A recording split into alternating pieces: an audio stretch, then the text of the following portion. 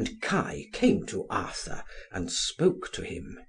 "My lord," said he, "though I was overthrown yesterday, if it seem good to thee, I would gladly meet the knight again to day." "Thou mayst do so," said Arthur. And Kai went towards the knight. And on the spot he overthrew Kai, and struck him with the head of his lance in the forehead, so that it broke his helmet and the headpiece, and pierced the skin and the flesh, the breadth of the spear head, even to the bone.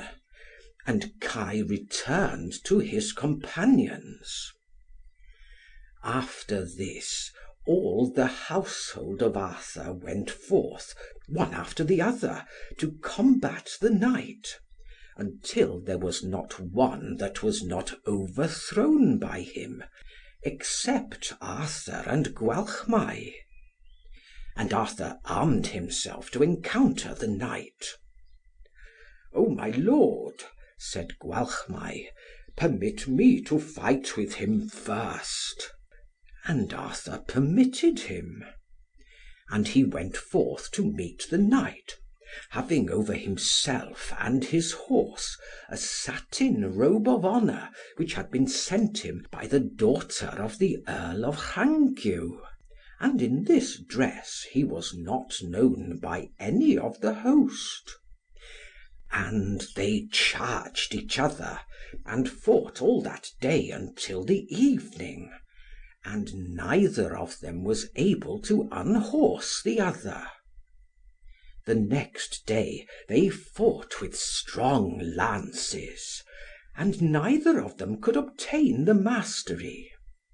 And the third day they fought with exceeding strong lances, and they were increased with rage, and fought furiously, even until noon, and they gave each other such a shock, that the girths of their horses were broken, so that they fell over their horses' cruppers to the ground. And they rose up speedily, and drew their swords, and resumed the combat. And the multitude that witnessed the encounter felt assured that they had never before seen two men so valiant, or so powerful. And had it been midnight, it would have been light from the fire that flashed from their weapons. And the knight gave Gwalchmai a blow that turned his helmet from off his face, so that the knight knew that it was Gwalchmai. Then Owain said, "My lord Gwalchmai, I did not know thee for my cousin, owing to the robe of honour that enveloped thee. Take my sword and my arms." Said Gwalchmai, "Thou, Owain, art the victor. Take thou my sword." And with that Arthur saw that they were conversing, and advanced towards them. "My lord Arthur," said Gwalchmai, "here is Owain, who has vanquished me, and will not take my arms." "My lord," said Owain, "it is he that has vanquished me, and he will not take my sword." "Give me your swords," said Arthur, "and then neither of you has vanquished the other." Then Owain put his arms around Arthur's neck, and they embraced. And all the host hurried forward to see Owain, and to embrace him, and there was nigh being a loss of life, so great was the press. And they retired that night, and the next day Arthur prepared to depart.